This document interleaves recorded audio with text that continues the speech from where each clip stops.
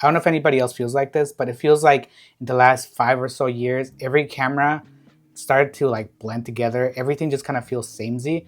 And I feel like now in the year 2025, they're starting to pop in cameras that are looking more unique, or there's like a different aspect of it that makes everything more exciting. So I feel like 2025 and 2026 are really exciting years for photography because there's a lot of cameras that make photography feel like it's getting fun again. And don't get me wrong, over the last 5 to 8 years that I've been a working photographer and videographer, I've used many different cameras, and there's a lot of cameras that I actually really love that are very modern. The camera that I use to shoot all my videos is a Sony a7 IV. I love this camera. It's the camera that I use for all of my client work, photo, video, wedding work, everything that I ever do. It's with the Sony a7 IV, along with my FX30, which is I'm using to film my overhead angle. So like, I'm not trying to diss modern cameras because modern cameras are such like technological feats of engineering, and I have a lot of respect for the engineers that work on this stuff. But also I think there's room for cameras that are a little bit quirky, unique, and more niche, and I think a lot of camera companies are starting to lean into that. Like starting off with the newest camera that I reviewed this camera on my channel. I did a first impressions, and OM Systems sent me a loaner for a little bit, and I liked the camera so much I picked up my own copy of the OM3. I sold off my Nikon ZF, which I actually really love a lot, and the Lumix S9, because both of those cameras combined is basically what this camera gives me. So this camera is super unique because it's a micro four thirds camera, and honestly, as someone who's never tried micro four thirds, I feel like this system and this sensor is gonna have a comeback because there's a lot of unique things about it that I don't think a lot of photographers who didn't grow up with photography or with micro four thirds are used to or know about, including myself. I did not know much about micro four thirds, but I love how small it is. This specific camera, it's really nicely built. I love the design of it.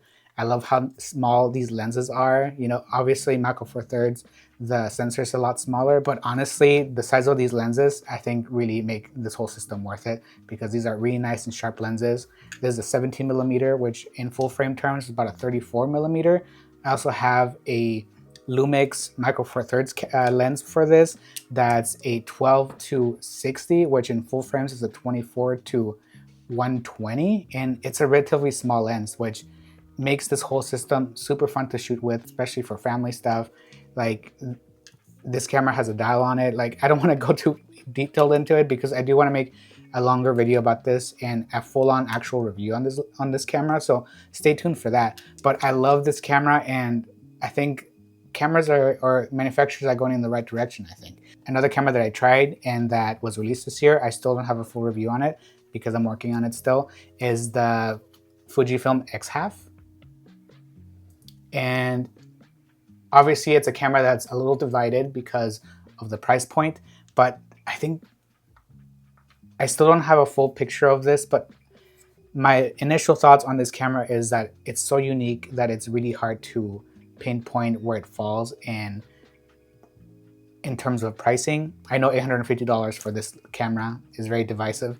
Honestly, I don't know how I feel about that yet. I know it's really expensive, and honestly, if I wasn't trading gear to try new gear, I don't know if I would have picked it up. But this is not sponsored at all. I'm not affiliated with Fujifilm. I don't think they're getting my emails anymore, but I just love that this exists. I love the fact that Fujifilm decided to do something different, put a 1-inch sensor, a vertical 1-inch sensor into a camera that has never existed before. It has all the eccentricities that film has. Obviously, you're not getting the same feel as film, but I like that it's trying to do something different and take a chance on it. And obviously, it feels like a first version of something. So hopefully, Fujifilm keeps doing quirky things like this because if you know me, I like fixed focal length cameras, and this is one of them.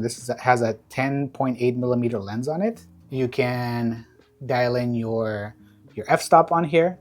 Like, obviously it feels a lot more plasticky, but I love the fact that it at least tries to do that for you. It has a lot of like things that you expect from like a film camera. So I think a lot of people don't realize that a lot of people who are shooting nowadays, they didn't grow up with film. So it's something that they have to go out there and look for. And not everybody is educated enough to like find it so quickly, or who like is slowly getting there. And I think if someone who's vaguely remotely interested in photography finds this camera, they really like the way that this feels, they go and buy a film camera and they find that aspect of photography that they enjoy. So I love the fact that this exists. I love the fact that it has a optical viewfinder, which a lot of modern cameras are going away from. So hopefully Fujifilm still does quirky things like that, especially because I've been dying to try the X Pro lines of Fujifilm cameras. I never tried one before, and I never picked one up because I always felt like there was a new one on the horizon.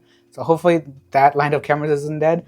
But from this, I feel like the interest in this camera should show Fujifilm that there is some interest still in an optical viewfinder and a very unique aspect to shoot photos. And to go in a different direction, this camera was also released last year, the Pentax 17, and it's actually the only film camera I use regularly. And it's another quirky camera. It was very divisive when it was first released. It's a half frame camera. The build quality is a little plasticky, again, because you're shooting half frame, so the photo that you're shooting is vertical. You're shooting like this, and since I had already had some experience shooting with this before, shooting with this camera didn't feel that different to me because the sensor is also vertical. And well, this is shooting film, but I actually really love this camera. And if I was to just go off on what people are saying online, I don't think I would have picked it up. But again, I traded a lot of gear that was just gathering dust in my house, tried this camera, and I really fell in love with it. I really love the form factor. I love the size of it. I really like the weight of it. There's a couple quirks with it. You know, this again, the build feels a little plasticky, but I love the way that this camera feels. And I love that Pentax is taking a chance on making modern film cameras. And and honestly, if we want to keep film alive, camera companies need to invest in modern cameras that support film. And so whether or not we are happy with the pricing of this, and again, I'm not saying you're wrong if you are not happy with the pricing of this camera or any of these cameras, but I love the fact that companies are taking some of that money that from profits and putting some R&D into like quirky things that people might be interested in. Another camera that if you follow my channel for any length of time, you know that I love the Ricoh GR3, and last year I actually sold it. I was trying to fund other projects. I was trying to invest in my business. I let go of it, and it's the only camera that I ever sold, regretted it, and then rebought it. So I have the Ricoh GR3 back, and even though the Ricoh GR4 was announced, I still have like a special place in my heart for this specific Ricoh GR3. It was like that. It was that like starting point in finding quirky cameras, and I didn't know camera companies were making like very specific cameras. So I bought this camera again, and I'm really glad I did because I really missed the Ricoh GR3. The 28mm focal length is my favorite focal length of all time, even after all these years shooting with the Leica Q2. I put a little optical viewfinder on it. Again, this is another quirky camera, fixed focal length, doesn't have viewfinder. It doesn't have the best track record with dust. My old version of the Ricoh GR3 never had dust in it, so I feel like I got lucky in that. I bought this one used, and honestly, the previous owner, they put tape on it already, so I didn't have to do that anymore, and I don't shoot video with this. Like the video on Ricoh's, it's kind of atrocious, so I didn't buy this for video. But cameras like this that have a little bit of a quirky quality, I think these are worth picking up if you're remotely interested in a very unique shooting experience. The Ricoh GR3 is super tiny. It's really easy to put in your pocket, and I paired it with a couple filters that I got from the previous seller. And so if you take off the filters and the viewfinder, that it's not even for this camera is super tiny. And again, I have tiny hands, so like it's not really the best to show you how big this is, but I love the Ricoh GR3, and this shutter noise on this camera is something I really missed. Oh, here we go. Focus and speeds on this, not great, but the images that I got out of this camera is something I really missed, and I'm really glad to be shooting with it again. And to wrap up this very gear-centric video, it's not really because I'm trying to be like, you need to buy all these cameras, because obviously I rotate gear all the time. So, and by my track record, a lot of these cameras might not even survive the end of the year. I might sell them off to do something else. But what I'm advocating is, what I'm saying is, I hope camera manufacturers are learning from their customer base or people who are shooting with this stuff, because this is the stuff that actually makes me really excited to be a photographer. And I hope that companies continue to make stuff like this, um, because photography is supposed to be fun, and these cameras make photography a lot of fun. Like, my first camera that I ever bought is the Sony a6000. This is the first camera I ever bought with my own money, and this is the camera that made me fall in love with photography. And I didn't know much about photography when